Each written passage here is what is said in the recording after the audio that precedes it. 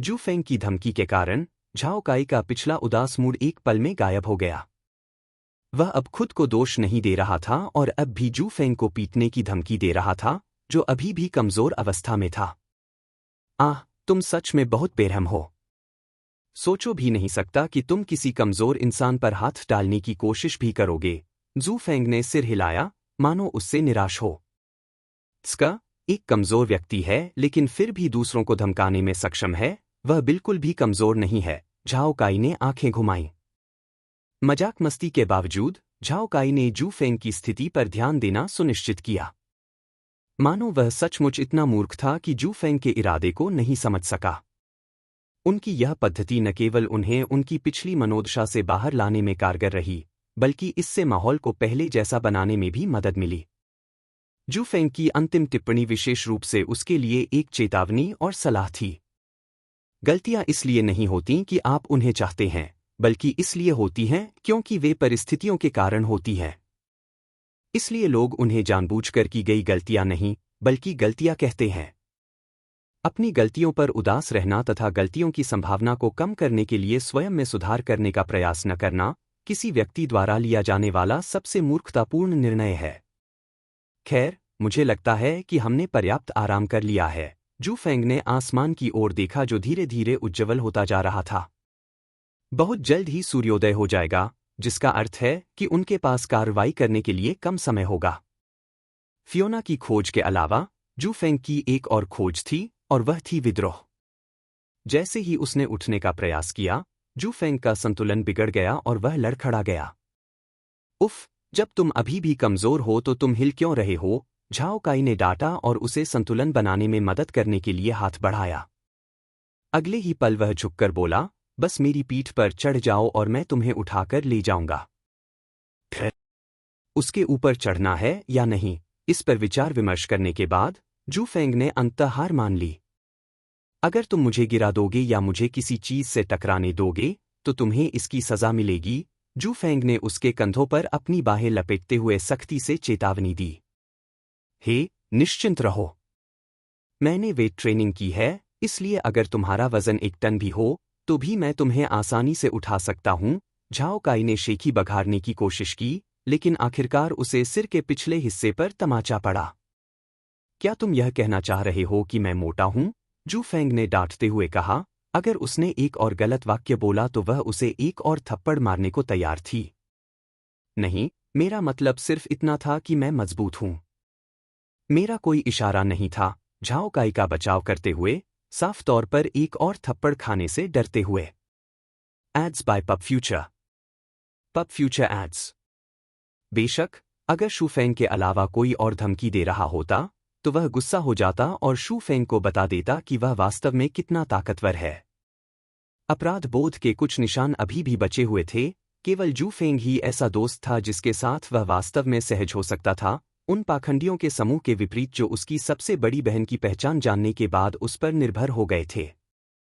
कुछ देर बाद झाओ काई ने जू फेंग का वजन अपनी पीठ पर डाल लिया, खिंचाव महसूस करते हुए भी अपनी पकड़ मजबूत बनाए रखी। हर कदम सावधानी से लेकिन मजबूती से रखा गया, उसके पैर जंगल के जमीन पर हल्के से टकरा रहे थे। चलते हुए झाओ काई ने पूछा, क्या मिशन पूरा होने के बाद आप चले जाएंगे? हाँ, मैं सिर्फ इस मिशन में तुम्हारी मदद कर रहा हूं। उसके बाद तुम्हें खुद ही सीखना और खुद को ढालना होगा, जू फेंग ने सहजता से जवाब दिया। हे, समझ गया। मैंने काफी कुछ सीख लिया है, इसलिए मुझे अपना मिशन खुद करने की कोशिश करनी चाहिए। वास्तव में, आपका मिशन आसान नहीं है, इसलिए अपनी सतर्कता कम न करें। जू फेंग की उस चेतावनी से झाओ काई को आश्वस्ति मिली और उसे यह समझने में भी मदद मिली कि उसकी नजरों से कुछ भी नहीं बच सकता। आखिरकार, मूल डिलीवरी मिशन एक श्रृंखला खोज थी, और उसे जू फेंग को बताने का अवसर नहीं मिला था। फिर भी यह बिल्कुल स्पष्ट था कि जू फेंग को इसके बारे में काफी समय से पता था, लेकिन वह चुप रहा। पहले मिशन के लिए ले जाए जाने के बाद झाओ काई पहले से ही आभारी था। Pub future ads. धीरे धीरे समय बीतता गया और वे एक बार फिर उस भयानक कोहरे में पहुंच गए। हम वहां कैसे टेलीपोर्ट होंगे? फेंग, झाओ काई ने अपना सिर घुमाया और पूछा। पहले मुझे नीचे उतारो। ठीक है। कुछ सेकंड बाद जू फेंग ने वह लॉकेट वापस ले लिया जो पंजीकरण गार्ड ने उन्हें पहले दिया था। शर्त पूरी होने पर एक सिस्टम प्रॉम्प्ट आएगा और पूछेगा कि क्या हम गंतव्य तक टेलीपोर्ट होना चाहते हैं। जू फेंग ने शांति से समझाया और हाँ बटन स्वीकार कर लिया। जल्द ही उसका शरीर एक तेज रोशनी से ढक गया और वह दृश्य से गायब हो गया। कुछ ही देर बाद झाओ काई ने पूरी प्रक्रिया का पालन किया और सिस्टम प्रॉम्प्ट देखा। उसने हाँ पर क्लिक किया और फिर वही घटना घटी और वह उस भयानक कोहरे से गायब हो गया।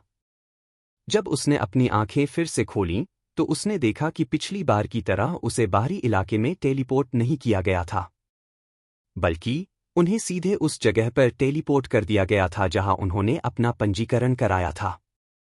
ओह, तुम दोनों वापस आ गए, ड्यूटी पर तैनात एक पंजीकरण गार्ड ने कहा। हाँ, हमने लोहार फियोना द्वारा हमें सौंपा गया मिशन पूरा कर लिया है। जू फेंग ने विनम्रता से उसका अभिवादन किया और जवाब दिया। अपना सिर हिलाते हुए गार्ड ने जू फेंग को एक नई रोशनी में देखा। हाँ, लोहार फियोना का मिशन कभी आसान नहीं होता, इसलिए यह सोचना कि तुमने इसे जल्दी पूरा कर लिया, इसका मतलब है कि तुम काबिल लोग हो। गार्ड ने सच्चे दिल से तारीफ की। ताकत और क्षमता वाले लोगों को सम्मान दिया जाता था। अब जब शू फेंग और झाओ काई दोनों ने खुद को योग्य साबित कर दिया था, तो उनके बारे में उनकी धारणा स्वाभाविक रूप से सुधर रही थी। सौहार्दपूर्ण संबंध को जारी रखने के लिए कुछ और छोटी मोटी बातचीत के बाद जू फेंग ने फियोना की चिड़चिड़ाहट को बहाना बनाकर उसे अलविदा कह दिया। जैसे ही वे फोर्जफायर ब्लैकस्मिथ की ओर बढ़ने लगे, जू फेंग ने उसे याद दिलाया, काई, तुम्हें एनपीसी को कभी भी तुच्छ नहीं समझना चाहिए जब तक कि तुम दिव्य दुनिया में एक कठिन जीवन नहीं जीना चाहते। एनपीसी एक तरह से मनुष्यों के समान हैं, और यदि आप उन पर नकारात्मक प्रभाव छोड़ते हैं तो यह सब पर फैल सकता है। तब तक तुम भाग्यशाली होगे कि तुम्हें कोई मिशन भी मिल जाए, जब तक कि वे दुष्ट या कपटी एनपीसी न हो। मैं समझ गया, फेंग, झाओ काई ने अपनी मुट्ठी भींच ली और सिर हिलाया। कुछ देर चलने के बाद दोनों अंततः फोर्जफायर लोहार के पास लौट आए। पिछली बार की तरह लोहार से निकलने वाली गर्मी और हथौड़े की आवाज बनी रही। झाओ काई ने गहरी सांस ली और फिर धीरे से दरवाजा खोला। उसे पता था कि पिछली बार जैसा व्यवहार नहीं करना चाहिए, खासकर शू फेंग की याद दिलाने के बाद। जैसे ही वह अंदर दाखिल हुआ, झाओ काई ने खड़े होने के लिए एक कोना ढूंढ लिया और धैर्यपूर्वक तब तक इंतजार किया जब तक उसे बुलाया नहीं गया, क्योंकि उसे विश्वास था कि यही सबसे अच्छा रास्ता है। उसकी हरकत देखकर जू फेंग उसके हास्यास्पद व्यवहार पर हंसना चाहता था। क्या वह सचमुच यह मानता था कि सब कुछ वैसा ही रहेगा? इस काई को एनपीसी के साथ बातचीत करने में अभी भी बहुत लंबा रास्ता तय करना है, जू फेंग ने सोचा, उसे अनदेखा करते हुए फियोना की ओर चल पड़ा। नमस्ते, लोहार फियोना, मैं तुम्हें खुशखबरी सुनाने के लिए लौटा हूं, उसने शांति से कहा और कोने में खड़े झाओ काई को चौंका दिया। क्या फेंग पागल है? झाओ काई ने मन ही मन कहा, उसकी आंखें लगभग बाहर निकल आईं। पिछली बार जब उन्होंने ऐसा किया था, तो एक हथौड़ा उनकी ओर बहुत तेज गति से घुमाया गया था, जो बाल बाल बच गया था। यह कहना अतिशयोक्ति नहीं होगी कि यदि फियोना सचमुच उसे मारना चाहती थी तो उसे मौके पर ही मार दिया जाता। हालांकि उसे और अधिक आश्चर्य इस बात पर हुआ कि फियोना ने वास्तव में अपना हथौड़ा धीरे से नीचे रख दिया था। इसके बाद वह पलटी और आश्चर्य से जू फेंग की ओर देखकर मुस्कुराई। आपने मेरी सामग्री एकत्रित करना पहले ही पूरा कर लिया है, फियोना ने आश्चर्य से कहा। वह इस समाचार से स्पष्टतः खुश थी। जाहिर है, ये वो चीजें हैं जिनकी लोहार फियोना को जरूरत थी। मैं इसे आसानी से कैसे ले सकता था? जू फेंग विनम्र रहा और उसने अपना सिर थोड़ा झुका लिया। अरे यार, अपनी तरफ देखो, फियोना खिलखिलाकर हंसी और हाथ हिलाया। मुझे बस फियोना कहो और मुझे वो सामान दिखाओ। कुछ सेकंड बाद जू फेंग ने सभी सामग्रियों को बड़े करीने से मेज पर रख दिया ताकि फियोना उनका निरीक्षण कर सके। जब फियोना सामग्री की गुणवत्ता का निरीक्षण करने में व्यस्त थी, झाओ काई ने सावधानी से जू फेंग को एक तरफ खींच लिया। तुमने ये कैसे किया, फेंग? झाओ काई ने धीरे से फुसफुसाया, फियोना को खबरदार करने के डर से। न सिर्फ वो अपनी जालसाजी में दखल देने के लिए तुमसे नाराज नहीं हुई, बल्कि उसने तुम्हें अपना पहला नाम भी पुकारने दिया। ये कौन सा जादू है? क्या मैंने तुम्हें एनपीसी के व्यवहार के बारे में पहले नहीं बताया था? जू फेंग ने थोड़ा मुस्कुराते हुए कहा। फियोना को साफ तौर पर सामान की जरूरत है, इसलिए उसका मूड खराब था। लेकिन जब से मैंने उसे आकर बताया है कि जो सामान उसे नहीं मिला था वह यहाँ है, तो जाहिर है कि वह बहुत खुश होगी। अफसोस, झाओ काई को यह स्पष्टीकरण समझ नहीं आया। चूंकि वह पहले से ही यह मान चुका था कि फियोना की बनावटी कला में कोई रुकावट नहीं आनी चाहिए, इसलिए वह जू फेंग की गहरी हरकतों को समझ नहीं पाया। उसका मूड खराब था, तो क्या इस व्यवधान से उसे और अधिक गुस्सा नहीं आना चाहिए था, बल्कि प्रसन्नता नहीं होनी चाहिए थी? मैं तुम्हें दूसरे तरीके से समझाता हूं। काई, अगर तुम इसकी वजह से भूख से मर रहे हो और चिड़चिड़े हो, अचानक कोई अच्छा खाना लेकर आया और पूछा कि क्या तुम कुछ चाहोगे? क्या तुम उस व्यक्ति पर गुस्सा करोगे जो तुम्हें खाना दे रहा है? मानो कोई प्रकाश बल्ब जल गया हो, झाओ काई को अंततः इसका अर्थ समझ में आ गया। चूंकि फियोना के पिता लापता थे, इसलिए उसे लोहार की देखभाल का काम सौंपा गया था। इसलिए वह खुद बाहर जाकर सामान इकट्ठा नहीं कर सकती थी। इसके अतिरिक्त अपर्याप्त सामग्रियों के कारण उसकी फोर्जिंग स्थिर थी, जिसके परिणामस्वरूप उसका मूड खराब हो गया, खासकर जब झाओ काई ने एक भयानक पहली छाप छोड़ी। हालांकि जैसे ही जू फेंग ने उसके लिए संघर्ष को सुलझाने में मदद की और बदले में उसकी स्वीकृति प्राप्त की, सब कुछ बदल गया। अरे, अगर मैं सूचना देने के लिए आगे बढ़ता तो क्या मुझे ही मंजूरी नहीं मिलती? झाओ काई ने अपने होंठ हिलाए और जू फेंग को घूरा। इस बीच जू फेंग ने उसका कंधा थपथपाया और मुस्कुराते हुए कहा, और इसीलिए मैं तुम्हें बार बार चेतावनी देता हूं, लेकिन तुम कभी सुनते ही नहीं। अब श्रेय मेरा है। तुम बहुत क्रूर हो। क्रूर?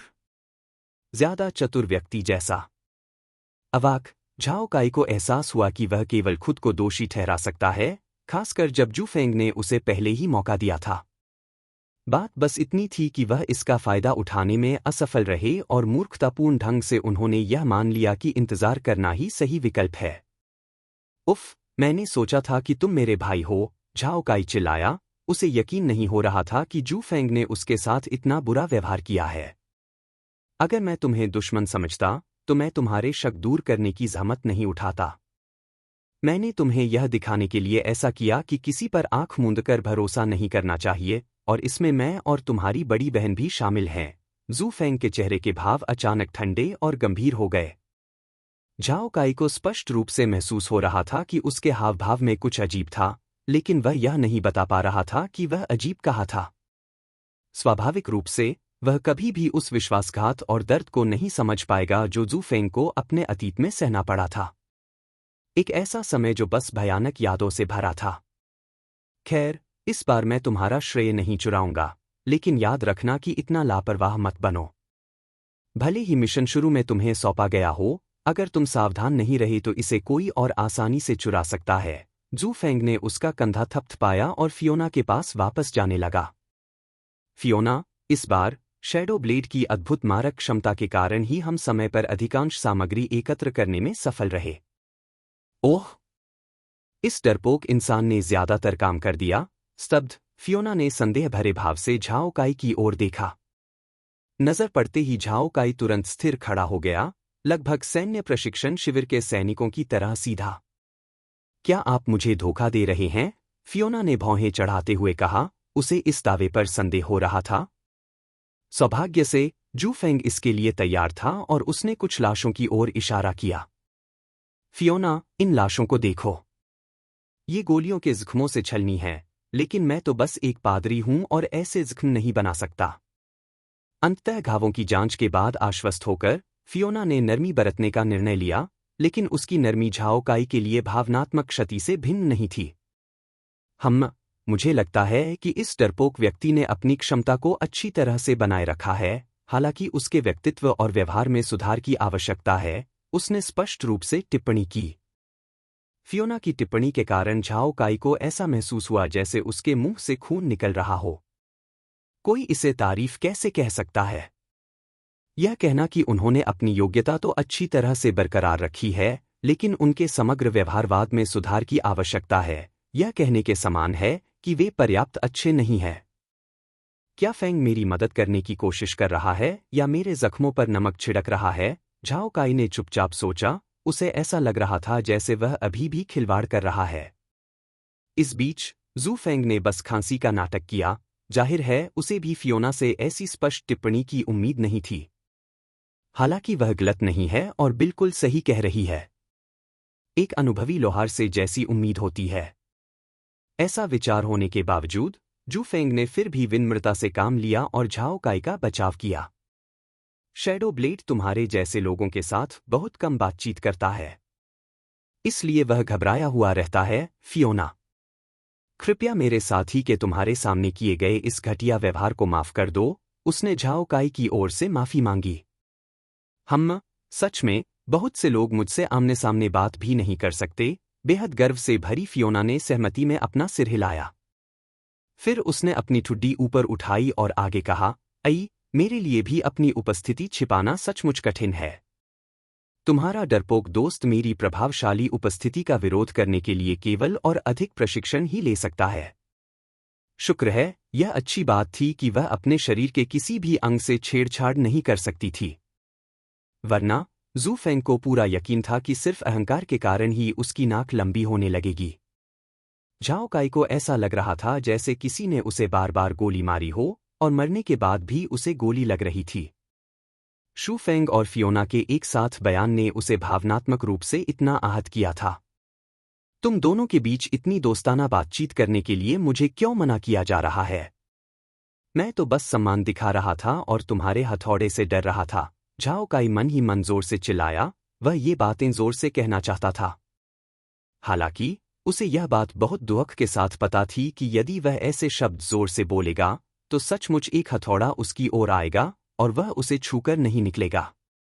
ऐसी दुर्भाग्यपूर्ण मृत्यु को अपनी गिनती में जोड़ना निश्चित रूप से वह नहीं चाहता था। इस प्रकार वह केवल अपने चेहरे पर एक कड़वी मुस्कान बनाए रख सका, चुप रहा और उनकी बातचीत को सहन करता रहा। क्या फेंग मुझे भी यही सिखाना चाहता है कि लोग एक पल में बदल सकते हैं, किसी व्यक्ति, मूल्य या किसी भी चीज के आधार पर? झाओ काई ने मन ही मन सोचा। कुछ समय बाद फियोना ने सामग्री का निरीक्षण समाप्त किया और उसके चेहरे पर एक संतुष्ट मुस्कान दिखाई दी। हाँ, तुम दोनों ने बहुत अच्छा काम किया है। फियोना ने प्रशंसा करते हुए एक पल में सारी सामग्री जमा कर ली। आपकी सहायता करने में सक्षम होना हमारे लिए खुशी की बात है। जू फेंग ने एक हाथ अपनी छाती पर रखा और थोड़ा झुका, जबकि उसके दूसरे हाथ ने झाओ काई को उसकी क्रिया की नकल करने का संकेत दिया।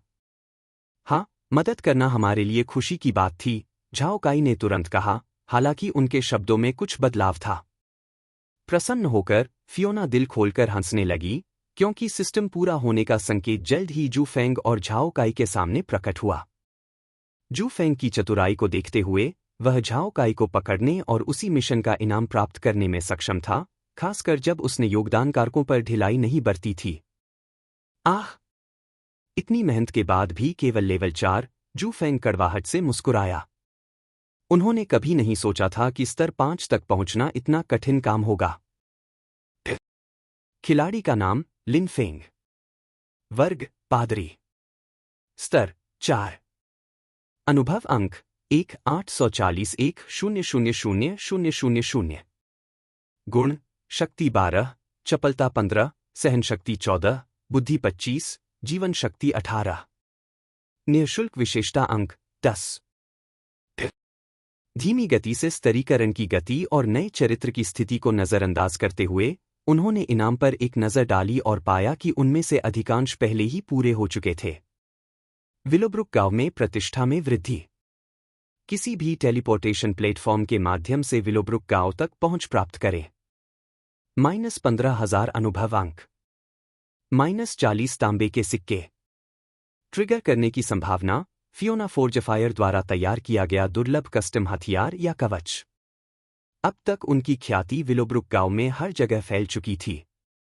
अब से पहले से सतर्क एनपीसी भी उनका स्वागत करने में थोड़ा समय लगाएंगे। दूसरे इनाम की बात करें तो अब वे किसी भी प्लेटफॉर्म से विलोब्रुक गांव में टेलीपोर्ट कर सकते थे। अब वे भयानक कोहरे वाले स्थान तक सीमित नहीं थे, जिससे उनका समय और परेशानी दोनों बच गए। जू फेंग की वर्तमान संपत्ति के हिसाब से 40 तांबे के सिक्के नगण्य थे, लेकिन उन्हें अतिरिक्त धन से कोई आपत्ति नहीं थी। केवल मूर्ख ही अधिक धन होने की शिकायत करेगा। अंत में सबसे महत्वपूर्ण 2 पुरस्कार 15,000 अनुभव अंक थे, जिससे जू फेंग को स्तर 5 तक पहुंचने में अंतर को कम करने में काफी मदद मिली। साथ ही दुर्लभ कस्टम हथियार या कवच को सक्रिय करने की संभावना भी मिली। चूंकि फियोना ने कुछ नहीं कहा, तो लगता है मुझे आखिरी कोशिश करनी होगी, जू फेंग ने भौहें सिकोड़ते हुए सोचा। अन्य लोगों को यह गलतफहमी हो सकती है कि ट्रिगर संभावित परिणाम की स्थिति में एनपीसी पहल करेंगे, लेकिन वह ऐसा नहीं करेंगे। अधिकांश मामलों में इस प्रकार के अतिरिक्त पुरस्कारों के लिए खिलाड़ियों को अतिरिक्त मेहनत करने तथा स्वयं अधिक छिपी हुई विशेषताओं का पता लगाने की आवश्यकता होती है। फियोना, आपके द्वारा अनुरोधित सामग्री के अलावा मेरे पास कुछ और भी है जो आप देखना चाहेंगी। जू फेंग आगे बढ़े और सम्मानजनक और अत्यधिक विनम्रता को त्यागते हुए एक दोस्ताना लहजे में कहा, ओह, तुम्हारे पास मेरे लिए देखने के लिए कुछ दिलचस्प है? आश्चर्यचकित फियोना इस बार जू फेंग से सचमुच हैरान थी। वह पहले से ही उनके शीघ्र पूरा होने से संतुष्ट थी, लेकिन यह सोचकर कि इसमें और भी कुछ है, उसके लिए अपने मनोरंजन को छिपाना कठिन था। उसकी उत्सुकता चरम पर पहुंच गई और उसने सिर हिलाकर कहा, बहुत अच्छा, मुझे दिखाओ। कोई बात नहीं, फियोना, लेकिन मुझे नहीं लगता कि यहाँ की जगह मेरे सरप्राइज के लिए काफी है। जू फेंग ने अंदर चारों ओर नजर दौड़ाई और पाया कि जगह अपर्याप्त थी। अब तुम इसे रहस्यमय बना रहे हो, लिन फेंग, फियोना ने भौहें सिकोड़ते हुए कहा, मैं तुम्हें ज्यादा खुले माहौल में ले जाऊंगी, लेकिन मैं तुम्हें पहले ही आगाह कर दूंगी। अगर यह संतोषजनक नहीं हुआ, तो तुम बड़ी मुसीबत में पड़ जाओगे। बेशक, अगर चीजें संतोषजनक नहीं हैं, तो आपको परेशान करने के लिए मैं इसका हकदार हूं। जू फेंग ने मुस्कुराते हुए आत्मविश्वास से अपना चश्मा ठीक किया। जू फेंग की चेतावनी के बावजूद उसके आत्मविश्वास को देखते हुए फियोना की प्रत्याशा आधिकारिक तौर पर चरम पर पहुंच गई।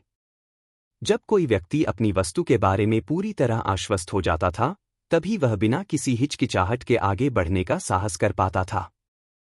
यह एक प्रमाणित लोहार और एक नौसिखिए लोहार की अवधारणा जैसी ही थी। नौसिखिए लोहार हमेशा अनिर्णायक रहते हैं, जिसके परिणामस्वरूप उनका शिल्प स्क्रैप से भिन्न नहीं होता। हालांकि प्रमाणित लोहार अनुभवी होते हैं और जानते हैं कि क्या करना है, जिसके परिणामस्वरूप अक्सर उनका शिल्प सर्वोत्तम गुणवत्ता का होता है। लिन फेंग, मैं वास्तव में उन वस्तुओं का इंतजार कर रही हूं जो आप मुझे भेंट कर रहे हैं, फियोना ने मजाकिया अंदाज में कहा और ऊपरी मंजिल की ओर बढ़ गई। जू फेंग ने उनका पीछा किया और जब झाओ काई ने भी उनका पीछा करना चाहा तो फियोना ने तुरंत उन्हें रोक दिया। तुम नहीं, डरपोक लड़के। तुम अभी ऊपरी मंजिल में जाने की योग्य नहीं हो, और मैं इस बार सिर्फ लिन फेंग के लिए एक अपवाद बना रही हूं, फियोना ने खुलकर समझाया। झाओ काई ने मुंह सिकोड़ा, मानो उसे यकीन न हो रहा हो कि उसे ऊपर जाने से रोक दिया जाएगा। उसने थोड़ा मुड़कर शू फेंग की तरफ देखा, मानो वह चाहता हो कि शू फेंग ही उसके लिए आवाज उठाए।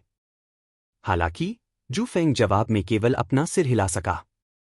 जैसा कि फियोना ने पहले कहा था, ऊपरी मंजिल पर प्रतिबंध थे और वह केवल उसके शब्दों के कारण अपवाद बना रही थी। यदि वह अपनी सीमा और मर्यादा का उल्लंघन करने का साहस करता, तो सब कुछ तुरंत ही नष्ट हो जाता। आखिरकार, एनपीसी क्षेत्र में रहते हुए जू फेंग को कुछ क्षेत्रों में प्रतिबंधों के बारे में पता था। उन तक पहुंचने के लिए चीजों को सरल बनाने के लिए पर्याप्त अनुमति या विश्वास हासिल करना जरूरी है। अभी वह केवल एक बचाव का रास्ता और फियोना के अति प्रसन्न चित्त मूड का उपयोग कर ऐसी स्थिति पैदा कर रहा था जिसमें आवश्यक मंजूरी को नजरअंदाज कर दिया जाएगा। बस इंतजार करो और सोचो कि अपने अगले मिशन में कैसे आगे बढ़ोगे, जू फेंग ने शांति से कहा और उसे धैर्य रखने को कहा। उफ, लगता है मेरे लिए कोई उम्मीद नहीं है, झाओ काई ने आह भरी और धीरे से नीचे चला गया। हालांकि वह थोड़ा निराश तो थे, लेकिन यह उनके मूड को खराब करने के लिए पर्याप्त नहीं था। चूंकि फेंग को पता था कि फियोना के पिता को पत्र पहुंचाते ही मुझे गोरिक को रिपोर्ट करने का एक और काम है। मुझे लगता है कि अब वह मेरी मदद करने का इरादा नहीं रखता था, झाओ काई ने मन ही मन सोचा। गोरिक वह एनपीसी था जिसने उसे यह मिशन सौंपा था, और फियोना के अनुसार वह उसे चाचा कहकर संबोधित करती थी। इसलिए झाओ काई को इस नोट को नोट कर लेना था और बारीकियों पर ध्यान देना था। शुरुआत में वह एनपीसी के संवादों, भावनाओं और हरकतों को ज्यादा ध्यान से नहीं पढ़ता था। उसे लगता था कि यह एक आसान मिशन है और उसे पूरा करके वह अगले एनपीसी के मिशन वाले गेम में चला जाता था। हालांकि यह सब तब बदल गया जब जू फेंग ने बार बार एनपीसी की विशेषताओं पर जोर दिया, यद्यपि यह बात उसने बहुत ही सावधानी और सूक्ष्मता से कही। सारी जानकारी एक साथ देने के बजाय जू फेंग इतना चतुर और चतुर था कि उसने इसे थोड़ा थोड़ा करके दिया, जिससे उसे धीरे धीरे जानकारी को पचाने और उसे अधिक अच्छी तरह से समझने में मदद मिली। जैसे ही झाओ काई ने दिव्य विश्व संरचना और एनपीसी के प्रति अधिक सतर्क दृष्टिकोण अपनाते हुए विचार मंथन शुरू किया, जू फेंग को एक बड़े विशाल कमरे में ले जाया गया। इस कमरे में आमतौर पर उच्चतम गुणवत्ता वाली सामग्री रखी जाती है, लेकिन इस समय यह खाली है क्योंकि मेरे पिता उन्हें इकट्ठा करने के लिए बाहर गए हुए हैं, फियोना ने सहजता से बताया। लापरवाही के बावजूद जू फेंग मुख्य बिंदुओं को समझने में सक्षम थे।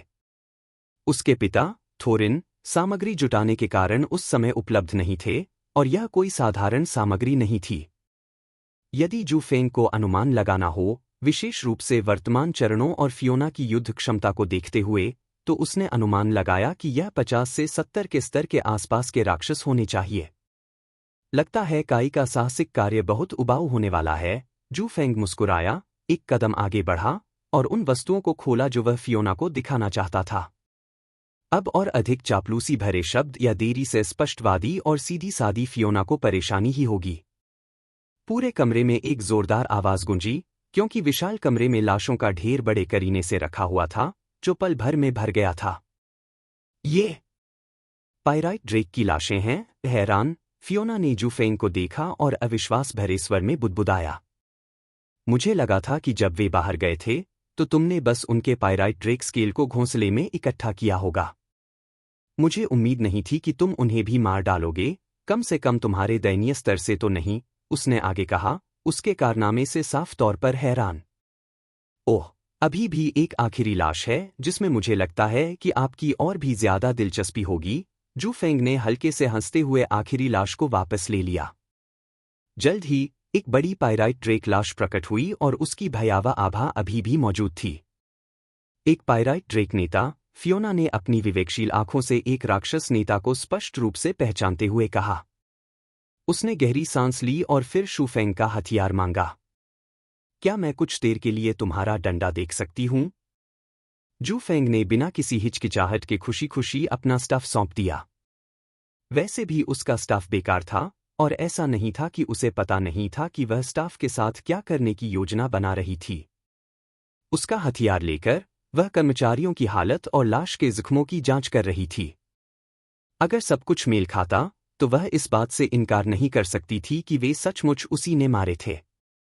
बेशक अगर सब कुछ मेल नहीं खाता तो फियोना इस निष्कर्ष पर पहुंचेगी कि जू फेंग लाशों को बाजार से लाया था। उसके निष्कर्ष के आधार पर जू फेंग के बारे में उसकी धारणा या तो बहुत बढ़ जाती या घट जाती। जब तक तुम जांच कर रही हो, मैं तुम्हारे साथ एक सौदा करने की उम्मीद कर रहा हूं। फियोना जू फेंग पास की एक कुर्सी पर जाकर बैठ गया। उसका व्यवहार सहज और आत्मविश्वास से भरा था। मैं आपको लगातार सामग्री के स्रोत उपलब्ध करा सकता हूं और बदले में मुझे उम्मीद है कि आप मेरे लिए शिल्प या गढ़ाई करते समय मुझे कुछ छूट दे सकते हैं। साथ ही आप मेरे आदेश के अनुसार अनुकूलित भी कर सकते हैं, बेशक एक अतिरिक्त शुल्क के साथ, उन्होंने अपना असली मकसद बताते हुए कहा। इस बीच फियोना ने जांच बंद कर दी और कर्मचारियों को वापस जू फेंग के पास फेंक दिया। उसके मुंह पर अनायास ही एक मुस्कुराहट आ गई और उसने कहा, आह, मैं तुम्हारे बारे में कितनी गलतफहमी पाल बैठी हूं।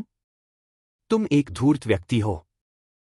फियोना शू फेंग की अचानक की गई बातचीत को सुनकर वास्तव में आश्चर्यचकित हो गई, जबकि वह कुछ दिलचस्प देखने की उम्मीद कर रही थी, लेकिन उसे कुछ दिलचस्प सुनने को नहीं मिला। आखिरकार जू फेंग उनकी बातचीत के दौरान काफी अच्छा व्यवहार कर रहा था। उसने एक बार भी नहीं सोचा था कि वह अचानक उसके साथ धोखा कर देगा। इससे भी अधिक निराशाजनक बात यह थी कि वह उसके प्रति घृणा या नफरत महसूस नहीं कर पा रही थी। क्या तुम्हें डर नहीं है कि अचानक ऐसा विषय उठाने पर मैं तुम्हें बाहर निकाल दूंगी? फियोना ने मुस्कुराते हुए पूछा। जब अचानक से एक मनोरंजक और आत्मविश्वास से भरा व्यक्ति उसके सामने आ गया तो उसे अपनी अभिव्यक्ति पर नियंत्रण रखना कठिन हो गया।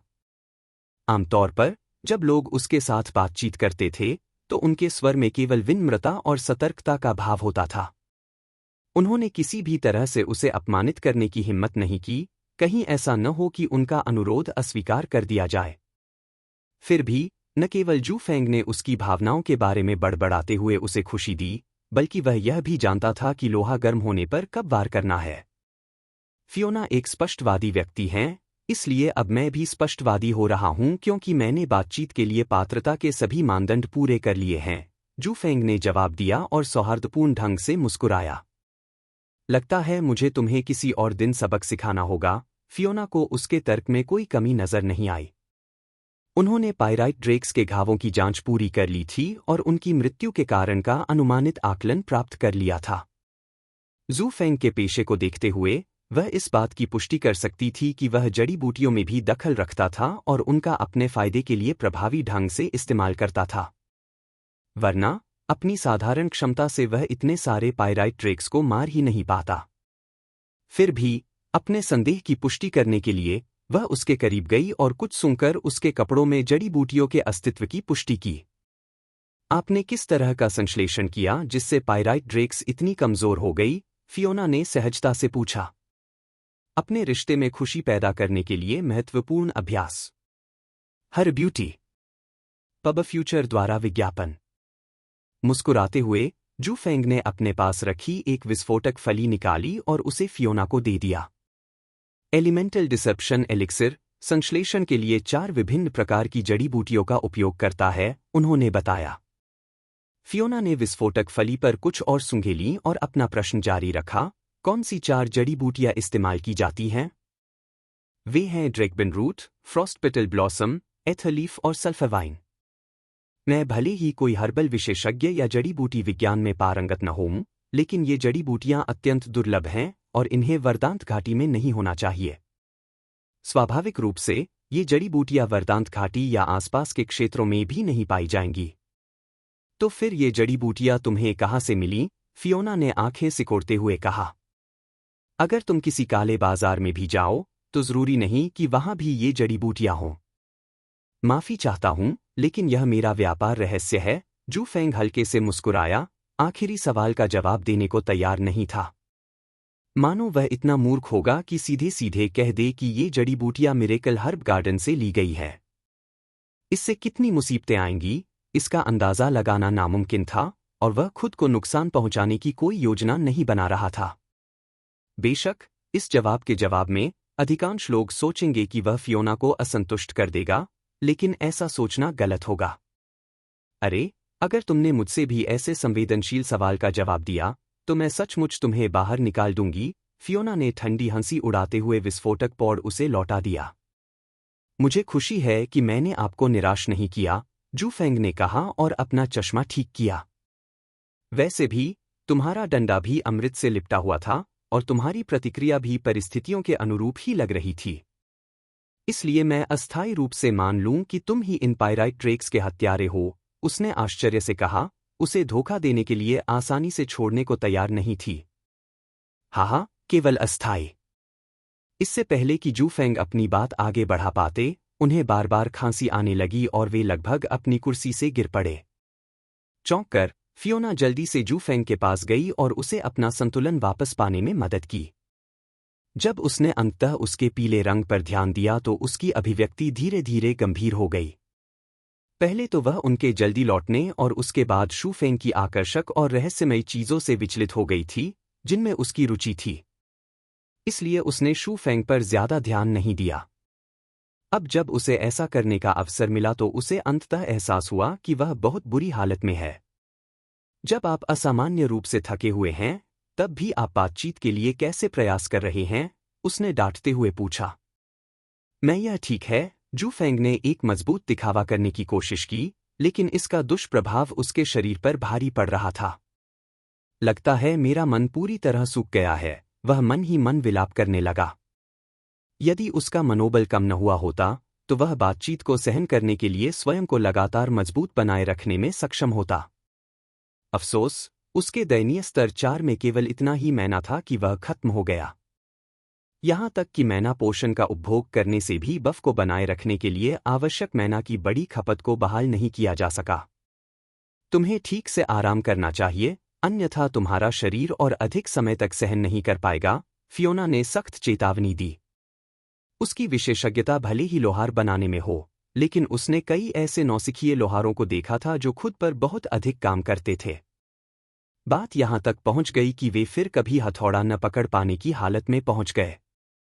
उन्होंने अपने शरीर को इतना नष्ट कर लिया और ठीक से आराम नहीं किया, जिसके परिणामस्वरूप उनका लोहार का करियर खत्म हो गया। लेकिन सौदा जू फेंग जिद पर अड़ा रहा, इस सुनहरे मौके को छोड़ने को तैयार नहीं था। जब तक आप मुझे अच्छी सामग्री उपलब्ध कराते रहेंगे, मुझे आपको कुछ छूट देने में कोई आपत्ति नहीं है। जहां तक कस्टमाइजेशन की बात है, हम आगे बात करेंगे जब आप अच्छी स्थिति में होंगे, फियोना ने शांत भाव से जवाब दिया। मुझे बस कुछ मिनट आराम करने की जरूरत है, जू फेंग ने अपनी बात जारी रखी, लेकिन अब जब फियोना ने अपनी बात कह दी है, तो उसने आराम करने का फैसला किया। एक प्रतिष्ठित लोहार के शब्द आखिरकार विश्वसनीय होते हैं। तुम नीचे जा सकती हो, मैं ये चीजें तोड़ती हूं, फियोना ने हाथ हिलाते हुए कहा। उसकी शुरुआती चिंता भी मानो हवा में उड़ गई। शू फेंग को समझ नहीं आया कि वह उसकी भलाई को लेकर इतनी ज्यादा चिंतित क्यों थी। तो वह मुझे अपना भावी सामग्री आपूर्तिकर्ता मानती है। तुम अभी भी यहां क्या कर रहे हो? फियोना ने भौहें उठाईं, उसे आश्चर्य हुआ कि जू फेंग अभी भी यहां बेकार बैठा था। क्या तुमने मुझे ठीक से आराम करने के लिए नहीं कहा था? जू फेंग ने अपनी भौहें सिकोड़ी। हाँ, आप पहली मंजिल पर ऐसा कर सकते हैं, फियोना ने स्पष्ट रूप से कहा और आगे कहा, मुझे अभी यहां कुछ तोड़फोड़ करनी है, इसलिए इसमें थोड़ा समय लगेगा। हैरान होकर शू फेंग को यह एहसास हुआ कि फियोना उससे कहीं अधिक विलक्षण थी जितना उसने शुरू में सोचा था।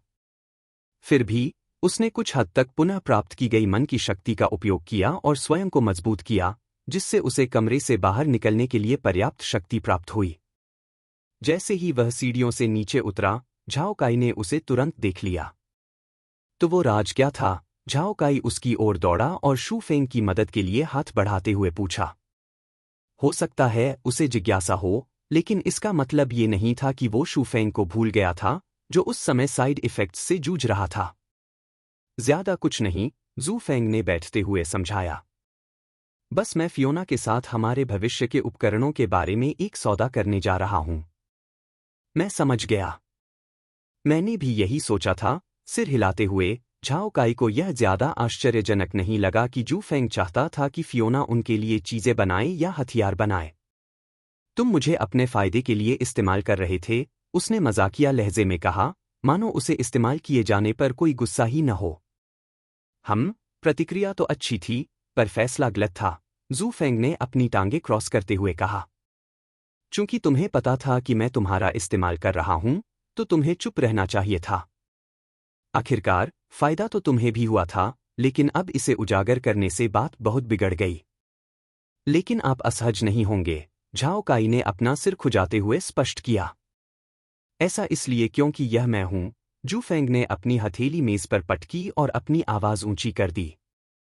अगर आप एक अच्छा अनुकरण चाहते हैं, तो आपको मेरे साथ किसी अजनबी की तरह व्यवहार करना चाहिए। इस तरह आप खुद को नुकसान से बचा सकते हैं। Pub future ads. उफ, यह तो बहुत ज्यादा हो गया, फेंग। हम इस खेल को सिर्फ मनोरंजन के लिए क्यों नहीं खेल सकते और इसमें कोई चतुराईपूर्ण शिक्षा क्यों नहीं लागू कर सकते? अगर तुम्हारे पास समय की इतनी कमी न होती, तो मुझे भी कोई फर्क नहीं पड़ता। तुम्हारे दादाजी की जन्मदिन की पार्टी तुम्हारी उम्र के उन लोगों के बीच खून खराबे का सबब बनने वाली है, जो नापाक ख्यालों से भरे हैं। तुम्हारी एक भी गलती मुसीबत का सबब बन सकती है, जू फेंग ने सख्ती से चेतावनी दी। अतीत में, जब से झाओ काई अकेले जन्मदिन की पार्टी में शामिल हुआ था, तब से उनके बीच चीजें पटरी से उतरने लगी थीं, जबकि वह रिवर गिल्ड के लिए भर्ती परीक्षण में गया था।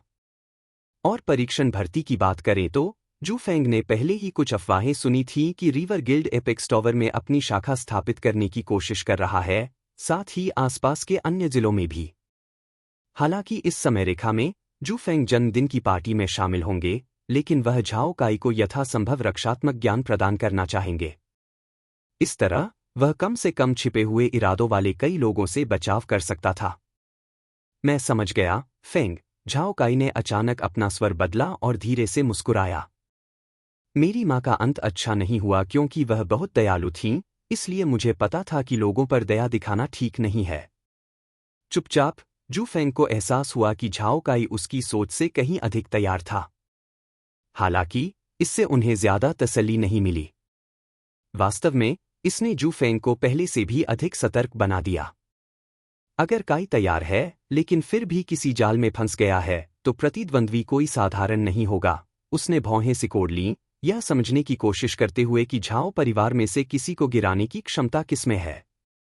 आखिरकार यह अभी भी पर्याप्त शक्ति और प्रभाव वाले शीर्ष परिवारों में से एक था। कुछ देर बाद फियोना सीढ़ियों से नीचे उतरी, उसके चेहरे पर एक जीवंत रंग था।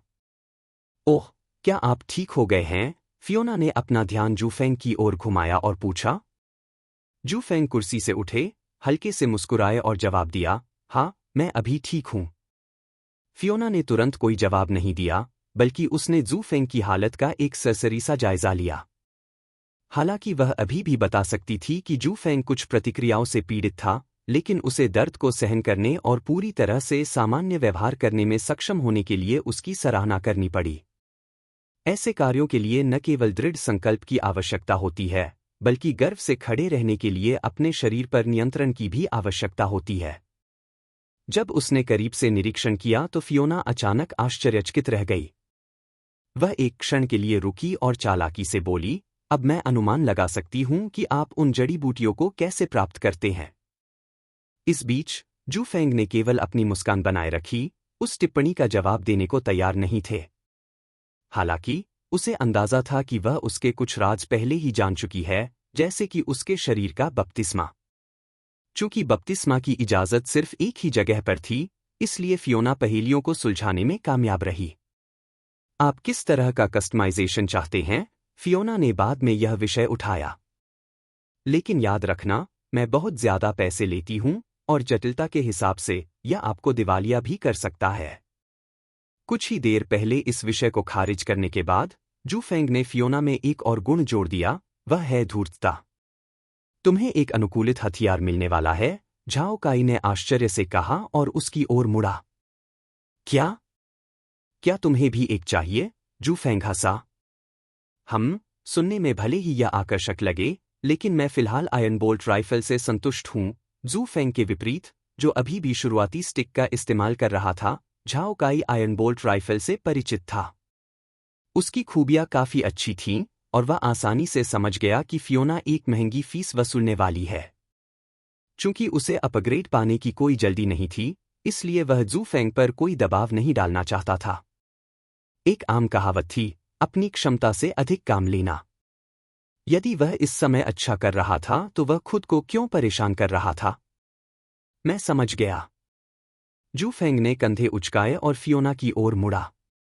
मुझे एक विकास प्रकार का स्टफ हथियार चाहिए जो मेरी युद्ध शैली के अनुकूल हो सके, उसने अनुरोध किया, और अंततः इस पूरी परीक्षा के लिए अपने असली लक्ष्य को स्वीकार किया। फियोना का चेहरा धीरे धीरे गंभीर होता गया और वह उसे गौर से देखने लगी। विकास का हथियार है ना? क्या तुम एक लालची, धूर्त और चालाक चार आंखों वाले इंसान नहीं हो? विकास प्रकार का हथियार व्यक्ति के अनुसार एक परिचित या अपरिचित शब्द हो सकता है, लेकिन इस शब्द का सामान्य सार यह था कि यह एक ऐसा हथियार था जो खिलाड़ी के साथ साथ बढ़ता था। स्वाभाविक रूप से ऐसे हथियारों की मांग बहुत ज्यादा है क्योंकि ये बहुत दुर्लभ और सीमित हैं। हद तो यह है कि अगर कोई इन्हें खरीदने के लिए कुछ अरब डॉलर से ज्यादा की पेशकश भी करता है, तो भी वे इन्हें नहीं खरीद पाते।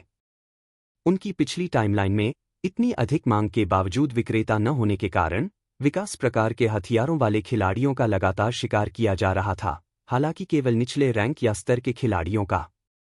जो लोग शीर्ष पर हैं वे सुरक्षित रहे, क्योंकि कोई भी इतना मूर्ख नहीं था कि उच्च रैंक वालों या महान समर्थकों को उकसा सके। फेंग, मैंने अपना मन बदल लिया है। मुझे भी एक विकास प्रकार का हथियार चाहिए, झाओ काई उसके पास आकर बोला।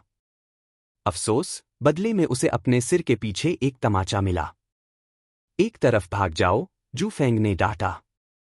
"स्का, कंजूस फेंग", झाओ काई ने छोटे बच्चे की तरह मुंह बनाया और रूठ गया। खेल के बारे में उनकी नगण्य जानकारी के बावजूद ग्रोथ टाइप शब्द उन्हें बहुत अच्छा लगा, इसलिए उन्होंने भी एक शब्द चाहा।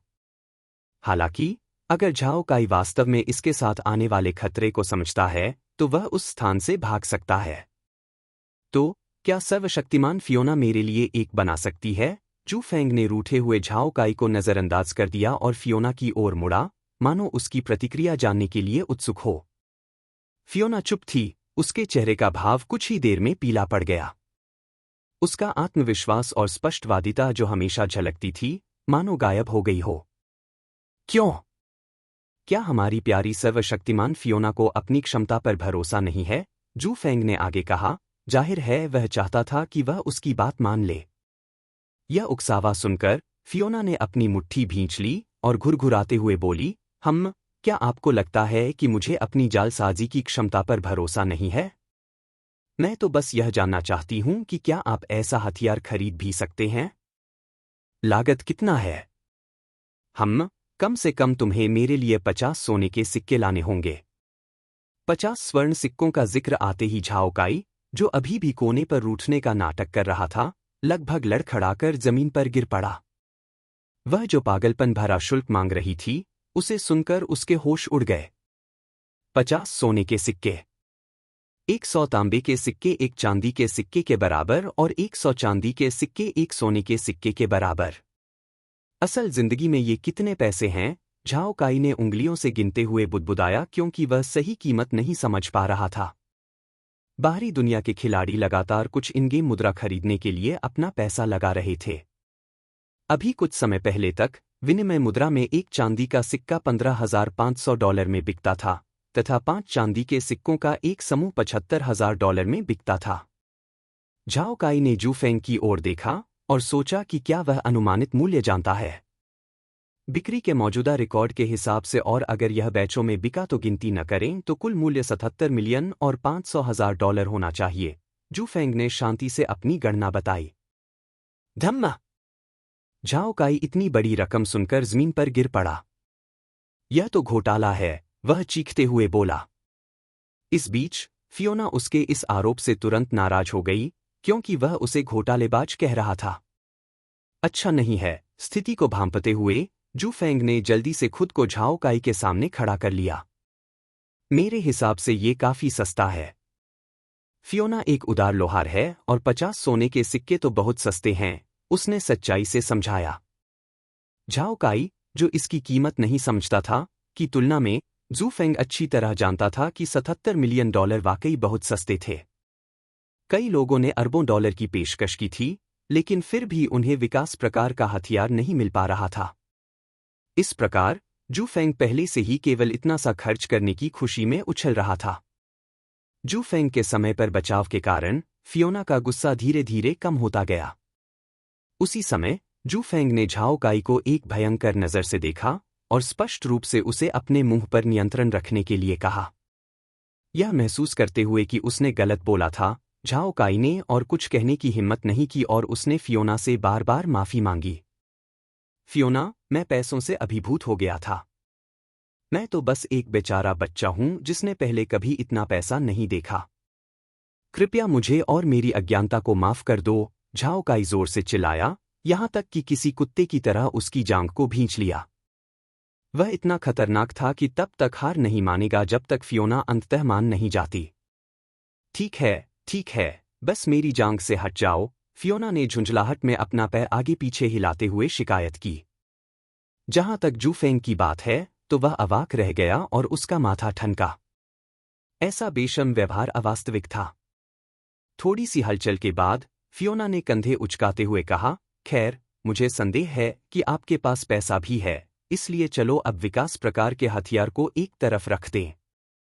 जैसे ही उसने बात खत्म की, जू फेंग ने मेज के पास एक छोटी थैली रख दी और हल्के से मुस्कुराया। तुम क्या कह रहे थे? उसने चिढ़ाते हुए पूछा। आश्चर्यचकित होकर फियोना ने छोटी थैली पकड़ ली और उसके अंदर रखे सिक्के गिनने लगी।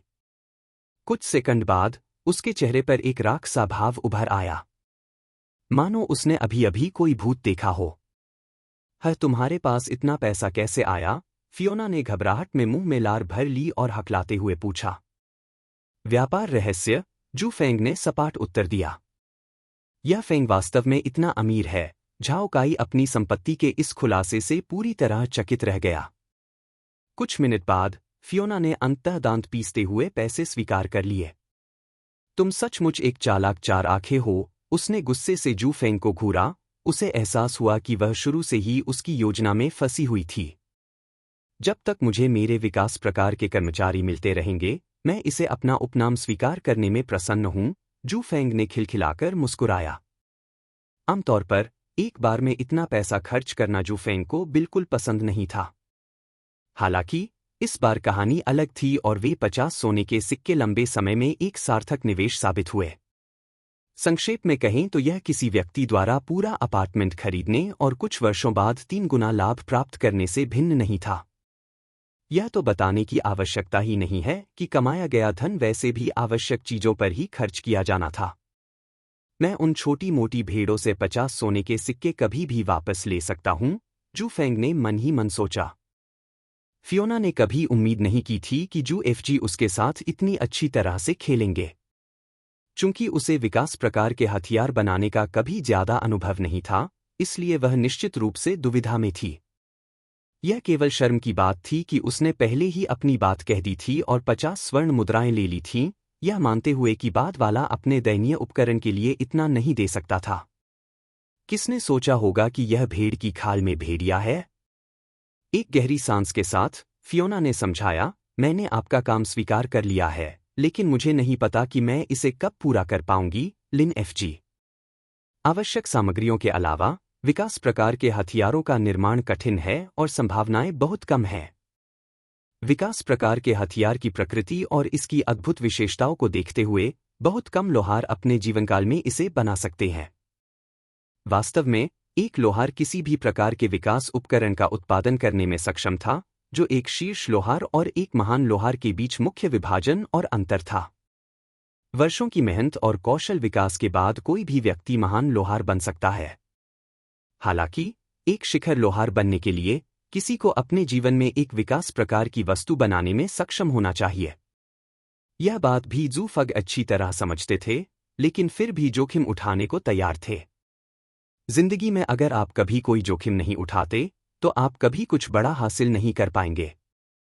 आप निश्चिंत रहिए, मैं आपकी सफलता के लिए तब तक इंतजार कर सकता हूं, जब तक आप सफल नहीं हो जाती, फियोना, जू फग ने विश्वास से उत्तर दिया। जिस दिन तुम सफल हो जाओगी, उसी दिन मुझे तुम्हें तुम्हारी नई लोहार की स्थिति के लिए बधाई देनी होगी, उसने आगे कहा। उसे उसकी क्षमता पर पूरा भरोसा था। हालांकि सच्चाई यह थी कि वह पहले से ही जानता था कि फियोना भविष्य में एक शीर्ष लोहार बनने जा रही है, जो उसके धोखाधड़ी के ज्ञान का परिणाम था। अतः स्पष्ट रूप से कहा जाए तो वह वास्तव में जोखिम नहीं उठा रहा था, बल्कि एक गारंटीकृत दाव लगा रहा था, जिससे उसे अच्छा रिटर्न मिलेगा। स्वाभाविक रूप से फियोना को उसकी आंतरिक विचार प्रक्रिया से अनभिज्ञ रखा गया था और उसने सोचा कि वह उसकी क्षमता के बारे में एक आशावादी व्यक्ति है। हालांकि मैं गारंटी नहीं दे सकती कि मैं नकली बना पाऊंगी, लेकिन मैं पूरी कोशिश करूंगी, फियोना ने कहा और थैली से 5 सोने के सिक्के निकाले। और तब तक मैं सिर्फ आधा पैसा ही जमानत के तौर पर लूंगी और बाकी आधा आप मुझे कमीशन पूरा होने के बाद दे सकते हैं। ओह, फियोना वाकई एक ईमानदार लोहार है, जू फग ने 5 सोने के सिक्के वापस लिए और कहा। वह पाखंडी बनकर उसकी सद्भावना को ठुकराने वाला नहीं था। यह कहने की जरूरत नहीं कि 5 स्वर्ण सिक्के अभी होना बाद में होने से बेहतर है। आखिरकार 5 सोने के सिक्कों की वापसी से वह और भी चीजें लागू कर सकेगा और उसकी कीमत और बढ़ा सकेगा। जब तक फियोना आखिरकार कामयाब हो जाती, तब तक 5 सोने के सिक्के सागर में एक बूंद से ज्यादा कुछ नहीं रह जाते। कुछ समय बाद जू फग ने अंततः विदाई लेने का निर्णय लिया। हमारा समय भले ही कम हो, लेकिन यह सचमुच एक सौभाग्यशाली घटना थी। मेरा दोस्त तुम्हारे पिता के लौटने का इंतजार करता रहेगा, लेकिन मुझे कुछ और भी करना है, जू फग ने शांति से कहा। आप तो जा ही रहे हैं? झाओ काई स्तब्ध था। स्पष्ट रूप से वह जाने के लिए तैयार नहीं था, जबकि उसे पता था कि वह जाने वाला है। सच कहूं तो उसे उसके साथ खेलने में बहुत मजा आता था और उसे असल जिंदगी की बातों की चिंता नहीं रहती थी। वे पहले भी खूब खेलते थे, लेकिन जैसे जैसे वे बड़े होते गए, उनका खेलने का समय कम होता गया। यह कितना दुर्लभ था कि उन दोनों को एक साथ गेम खेलने का मौका मिला। ऐसा मत करो जैसे मैं कहीं दूर जा रहा हूं, जू फग ने आंखें घुमाईं। तुम अभी भी मुझे मैसेज कर सकते हो और मैं अभी दूसरे कामों में व्यस्त हो जाऊंगा। ठीक है। लेकिन यह अभी भी एक कड़वा स्वाद छोड़ता है। जबकि झाओ काई ने उनके छोटे खेल समय पर आह भरी, फियोना ने अपनी निगाहें जू एफजी पर गड़ाए रखीं, उसे ऊपर से नीचे तक देखा। क्या तुम सचमुच अपने उन जर्जर उपकरणों के साथ जा रहे हो? फियोना ने गंभीरता से पूछा। मेरा मतलब है, यह एक लोहार की दुकान है और अगर दूसरे लोग तुम्हें ऐसे कपड़े पहनकर जाते हुए देखेंगे, तो मेरी प्रतिष्ठा को बहुत बड़ा धक्का लगेगा, उसने तर्क देते हुए कहा। हालांकि जू फग उसकी असली मंशा समझ गई थी। प्रतिष्ठा उसके लिए कभी चिंता का विषय नहीं रही। यह स्पष्ट था कि वह उस पर उसके अटूट विश्वास के बदले में उसे कुछ अपग्रेड गियर देना चाहती थी। जो कर्मचारी और कुछ उपकरण आपने हमें पहले दिए थे। मुझे लगा कि यह एक उपहार हो सकता है ना? जू एफजी ने जल्दी से कहा, उपकरण रखने का अपना इरादा प्रकट करते हुए। इससे पहले फियोना ने उन्हें अपने मिशन में सहायता के लिए कुछ उपकरण उधार लेने के लिए भंडारण कक्ष में रहने की अनुमति दी थी। और अब जब मिशन पूरा हो गया था, तो उन्हें उन्हें वापस करना था, लेकिन जू एफजी इसके लिए कैसे तैयार हो सकते थे? मैं जानती थी कि तुम एक धूर्त, चालाक चार आंख वाले आदमी हो, लेकिन सोचो कि तुम्हारी नज़र उन पर भी है। फियोना ने उसे बहुत ही बेरुखी से देखा। हाँ, वैसे भी स्टोरेज रूम में ये उपकरण जंग खाकर धूल से भर जाएंगे। जू फग ने हल्के से हंसते हुए उसके पीछे आकर उसके कंधों की मालिश की। मैं तो बस उस उपकरण के साथ न्याय कर रहा हूं जिसे आपने गढ़ा और उन्हें दिन का उजाला दिखाया। कितना बेशर्म, झाओ काई, जिसने यह दृश्य देखा था, जू फग की हरकत देखकर पूरी तरह से हैरान रह गया। वह उस समय से भी ज्यादा बेशर्म था जब उसने फियोना की जांघों को गले लगाया था। हालांकि जिस बात ने उन्हें अधिक दुखी किया, वह यह थी कि फियोना ने उनकी अपेक्षा जू एफजी की करी फेवर रणनीति को अधिक महत्व दिया। कम से कम तुम्हें ठीक से पता तो है कि क्या बोलना है, लिन एफजी। फियोना ने हंसते हुए अपने दाहिने कंधे की ओर इशारा किया। यहां जोर से मालिश करो। दिन भर जोर लगाने से थोड़ा दर्द हो रहा है। मेरी खुशी, जू एफजी मुस्कुराया और अपने दाहिने हाथ की ताकत बढ़ा दी, जिससे फियोना संतुष्ट हो गई।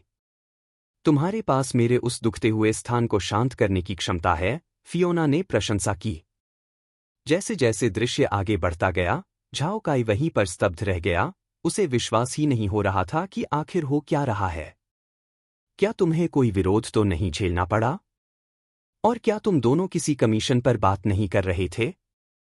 यह अचानक मसाज सेशन में कैसे बदल गया? झाओ काई ने मन ही मन कहा, यह सोचते हुए कि कहीं वह सपना तो नहीं देख रहा। कुछ ही मिनट बीते थे और जू फेंग के अद्भुत मालिश कौशल के कारण वह फियोना को उधार लिए गए हथियार मुफ्त में देने के लिए राजी करने में कामयाब हो गया। इसके साथ ही उन्हें स्टोरेज रूम में 30% छूट के साथ कुछ और सामान खरीदने का मौका भी मिला। यद्यपि उपकरण भंडारण कक्ष में छिपाकर रखा गया था, लेकिन इसका अर्थ यह नहीं था कि उपकरण उपयोगी नहीं थे। बात बस इतनी थी कि ऐसे लोग ज्यादा नहीं थे जिन्हें इनकी जरूरत थी, साथ ही इन्हें बनाने में इस्तेमाल होने वाली सामग्री भी सस्ती नहीं थी। इस प्रकार यह स्वाभाविक ही था कि जू फेंग को उन्हें बनाने में सामग्री और समय के नुकसान की भरपाई के लिए पर्याप्त धनराशि का भुगतान करना पड़ा। लगता है कि जो 25 सोने के सिक्के तुमने मुझे लौटाए थे, वे देर सवेर तुम्हारे बटुए में वापस चले जाएंगे, फियोना, जू फेंग ने मजाक में कहा, और अब जब वे दोस्ताना रिश्ते में हैं, तो विनम्रता पूरी तरह त्याग दी। उन्होंने तालमेल की स्थिति की नई प्रविष्टि पर नजर डाली और संतुष्ट हो गए। एनपीसी के साथ तालमेल की स्थिति, फियोना फोर्जफायर, लोहार। वर्तमान संबंध स्तर, मैत्रीपूर्ण। हाल की बातचीत। सामग्री एकत्रित करने का कार्य शीघ्रता से पूरा किया गया। उसे पायराइट ड्रेक लाशें प्रदान करके संतुष्टि में सुधार किया गया। विकास प्रकार के हथियार के लिए एक चालू कमीशन। नोट्स। लगता है लोहार फियोना आपकी चालाकी के बावजूद आपसे प्यार करने लगी है। जब आप फियोना से आपके लिए कुछ बनाने का अनुरोध करते हैं तो उसके द्वारा इसे स्वीकार करने की संभावना अधिक होती है, साथ ही छूट भी मिलती है। किसने सोचा होगा कि फियोना तालमेल की स्थिति में मैत्रीपूर्ण स्तर पर पहुंचने वाली पहली एनपीसी होगी? उन्होंने रिसेप्शनिस्ट सैंडी और हर्बलिस्ट एलियास से भी बातचीत की थी, लेकिन फिर भी उनके बीच तालमेल का स्तर सौहार्दपूर्ण बना रहा। फियोना जैसे स्पष्टवादी लोगों से यही उम्मीद की जाती है। इतने ईमानदार और सीधे, जू फेंग ने सोचा।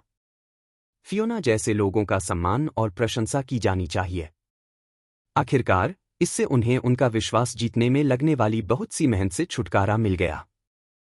यह उल्लेख करने की आवश्यकता नहीं है कि वे कभी भी आपकी पीठ में छुरा घोंपने वाले व्यक्ति नहीं होते, इसलिए वे मित्रता के लिए आदर्श प्रकार हैं। वैसे भी, स्टोरेज रूम के उपकरणों की कीमत अलमारियों पर लिखी होती है। इसलिए अगर आप उन्हें खरीदने का फैसला करते हैं, तो खुद ही छूट का हिसाब लगा लें और पैसे टेबल पर रख दें, फियोना ने कहा और तुरंत अपना हथौड़ा उठा लिया, मानो अपनी भट्टी फिर से शुरू करने के लिए तैयार हो।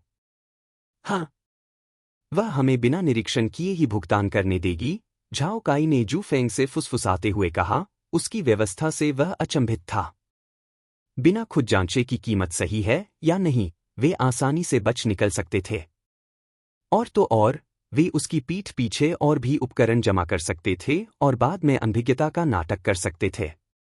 हा, जू फेंग अचानक हंसा और झाओ काई की गर्दन के चारों ओर अपना हाथ लपेटकर उसे भंडारण कक्ष में ले गया। जब वे कमरे में आगे बढ़ गए, तो उन्होंने कड़ी चेतावनी देते हुए कहा, अपने मुंह पर नियंत्रण रखो और उसे धोखा देने के बारे में सोचना भी मत। मैं उसे धोखा देने के बारे में नहीं सोच रहा था। अपने साथ हुए अन्याय को महसूस करते हुए, झाओ काई बस फियोना को चेतावनी देने की कोशिश कर रहा था कि अन्य बुरे लोग उसे धोखा दे सकते हैं। मानो वह कोई ऐसा ही धूर्त काम करने वाला था और उसका मूड खराब कर देगा। हथौड़े से लगभग उसकी जान लेने वाली घटना अभी भी उसकी यादों में ताज़ा थी। वह इतनी भोली नहीं है, जू फेंग ने अपनी आंखें घुमाईं। क्योंकि वह मुझ पर भरोसा करती है, इसलिए उसने मुझे व्यक्तिगत रूप से ऐसा करने की अनुमति दी। वरना, क्या आपको लगता है कि वह बेतरतीब लोगों को खुद ही चेक इन और चेकआउट करने देती? उनके बीच वर्तमान में मैत्रीपूर्ण संबंध होने के कारण फियोना उस पर भरोसा कर रही थी। हालांकि, इसका मतलब यह नहीं था कि वह निश्चिंत हो सकते थे, क्योंकि एक गलत कदम से उनके बीच का तालमेल बहुत कम हो सकता था। तालमेल स्तर के रिश्ते कभी स्थिर नहीं होते, बल्कि गतिशील होते हैं। आपका हर एक काम रिश्ते को आसानी से बदल सकता है। खैर, बस अपनी पसंद के कुछ और उपकरण चुन लो। मुझे यकीन है तुम्हारे पास बहुत सारे उपकरण होंगे जिन्हें तुम चुनना चाहते थे, लेकिन पिछली बार नहीं चुन पाए थे। जू फेंग ने अपना चश्मा ठीक किया और निरीक्षण के लिए कुछ कवच के टुकड़े उठाते हुए कहा। क्या आप मेरे लिए भुगतान कर रहे हैं? झाओ काई ने ढीठता से पूछा, उसके हाथ कुछ भयावह तरीके से आपस में रगड़ रहे थे। इसे मेरी ओर से आपके लिए विदाई उपहार समझिए। इसलिए बुद्धिमानी से चुनिए कि आपके साहसिक कार्य और मिशन में क्या मदद कर सकता है। ठीक है तो। बिना कुछ और बोले, झाओ काई दूसरी अलमारियों की तरफ भागा और अपना कीमती सामान ढूंढने लगा, जो पिछली बार वह नहीं चुन पाया था। हा, यह बूट मेरा है। झाओ काई ने खुशी से बूट पकड़ा और जल्दी से उसे पहन लिया। ओह, और ये आर्मर स्लीव्स मेरी भी रक्षा कर सकते हैं।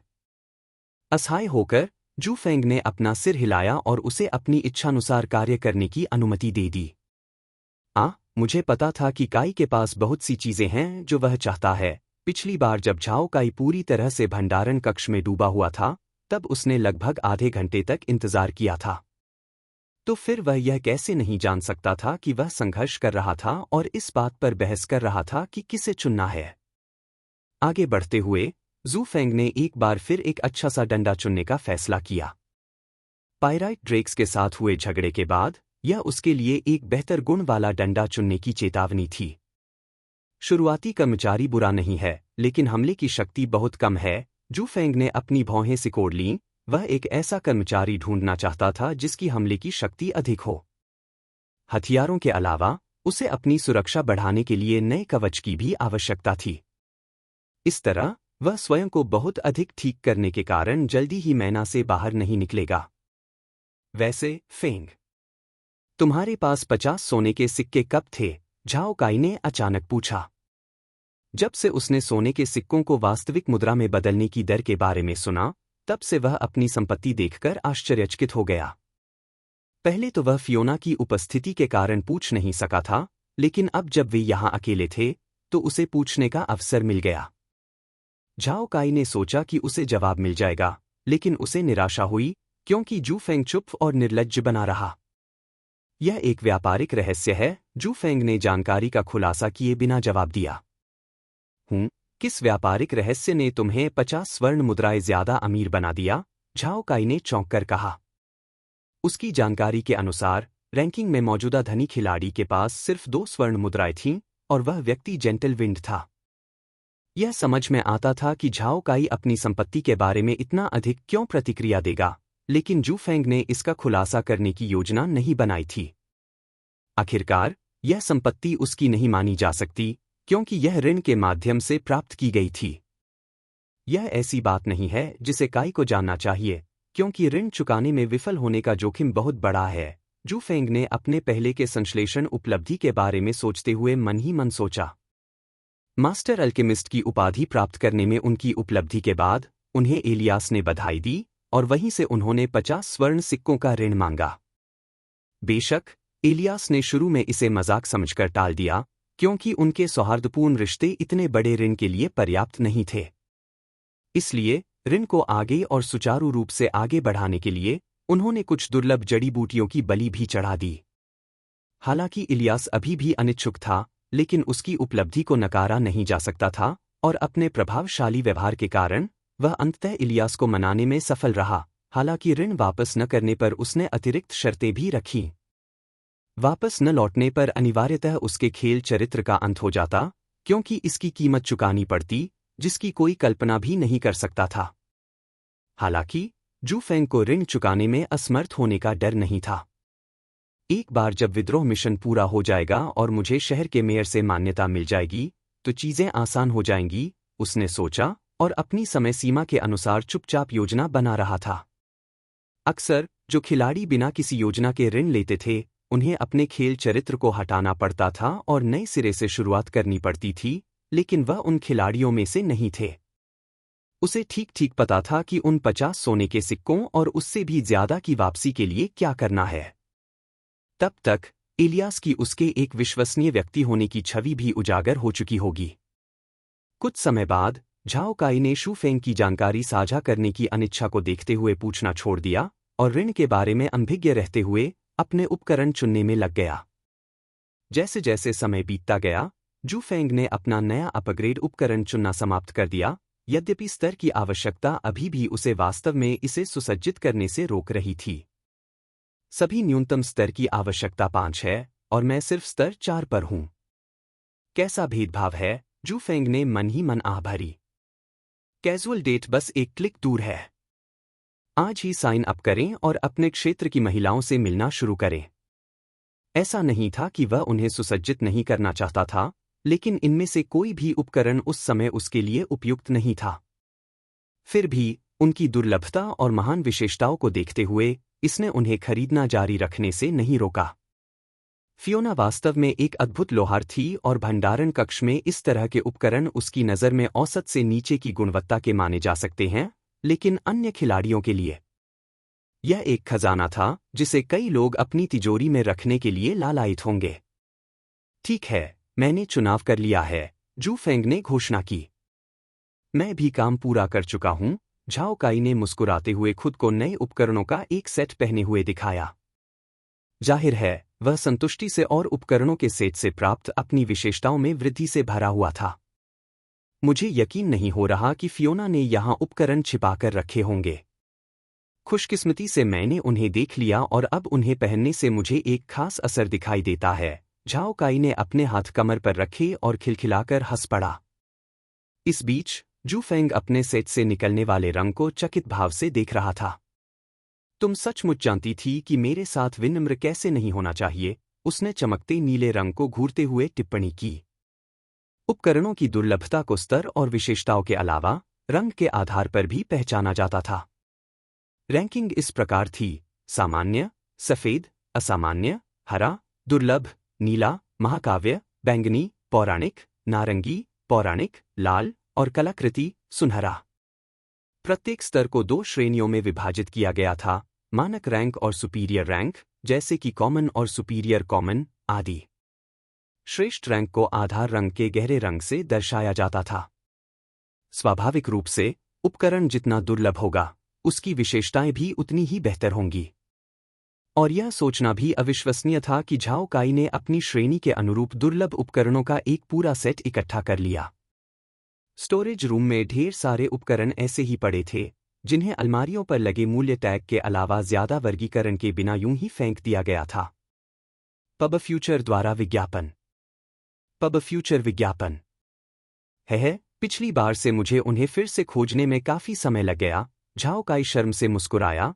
साफ तौर पर उसे पूरा सेट चुनने में कोई शर्म नहीं थी। आपके पास वैसे भी 25 सोने के सिक्के हैं और यह सेट लगभग 2 सोने के सिक्कों का होना चाहिए। आप इसे जरूर खरीद सकते हैं, उसने हाथ हिलाते हुए और इसे मामूली बात समझकर टालते हुए कहा। फिर ऐसे समय में शू फेंग उसे बताना चाहता था कि यह पैसा ऋण से आया है, लेकिन फिर भी उसने इसे उजागर करने से परहेज किया।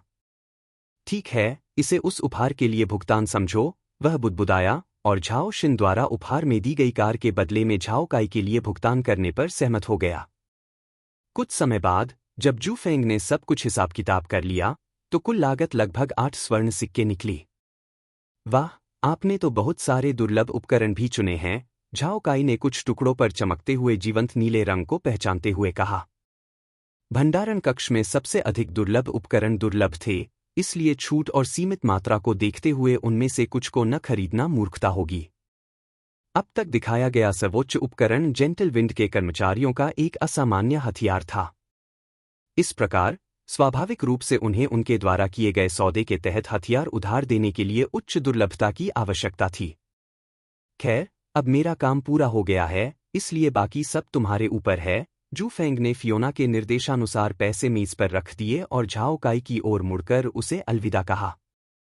प्रस्थान का समय आ गया था और वह विलोब्रुक गांव में आवश्यकता से अधिक समय तक निष्क्रिय नहीं रह सकता था। उनके मुख्य और उप उद्देश्य पूरे हो गए, जिनमें से मुख्य था झाओ काई की सहायता करना और अपना महत्वपूर्ण ज्ञान प्रदान करना। उप उद्देश्य था लोहार से परिचित होना, हालांकि कुछ मामूली बदलावों के साथ। वह असल में थोरिन से मिलना चाहता था, लेकिन वह उपलब्ध नहीं था।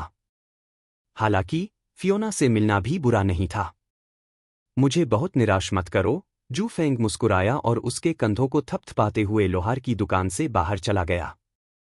जैसे ही उसका सिलहूट दृश्य से लगभग गायब हो गया, झाओ काई ने अंततः चिल्लाकर कहा, चिंता मत करो, फेंग। अगली बार जब हम मिलेंगे तो मैं निश्चित रूप से और अधिक मजबूत हो जाऊंगा। यह सुनकर जू फेंग लगभग लड़खड़ाते हुए बोला, उसे क्या हो गया है? क्या वह मुझ पर मौत का झंडा फहराने की कोशिश कर रहा है?